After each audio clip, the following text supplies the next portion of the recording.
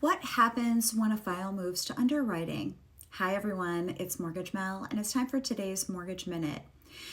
It really depends on the company that you are working for as a loan officer, but I can speak from my experience as a direct lender that I have direct communication with my underwriter and can give her a call at any time.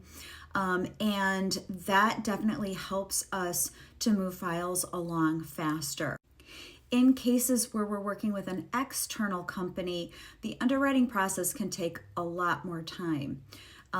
In some examples of external files that I've worked where I've brokered the deal, it's minimum 2 to 3 days for an underwriting review. So you can wait for a bit depending on what company you are working with as your mortgage lender.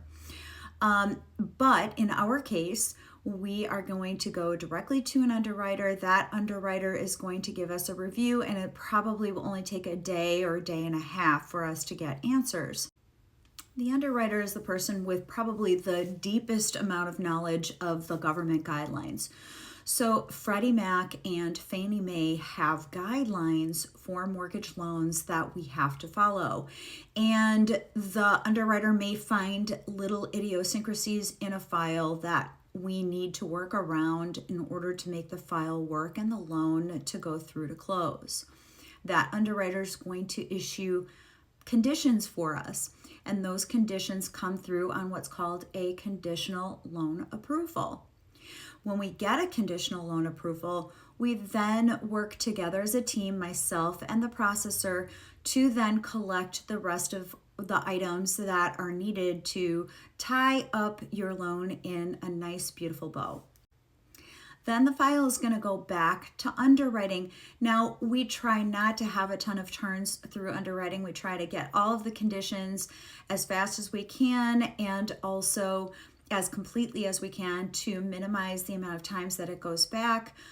First of all, it's a little more efficient that way. It's also easier on our underwriting staff.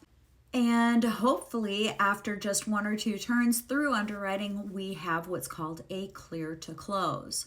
A clear to close means we're ready to schedule your closing and we can issue a loan commitment. A loan commitment is a letter that is a commitment from the lender to the buyer, and we want to make sure it has as few conditions as possible. So this is why we try not to issue it until we actually have a clear to close. However, I have issued them with some conditions in the past when necessary. We try to have as few of those as possible. Typically, a verbal verification of employment is the most important one, and we do that within 10 days of close, so that's pretty much on every loan commitment. Once the loan commitment is issued to the borrower, that means the financing contingency has been completed and or satisfied. So that takes that contingency off the table. Any contingencies on your contract are protective for you as the borrower. So when one is satisfied, for example, you get an appraisal and the appraisal is okay, then that is satisfied, then you don't have an out from the deal if you want it, right? It takes away one of those contingencies. So once the loan commitment is given to the borrower, it takes away a little bit of that protection that you had if you really wanted to get out of the deal.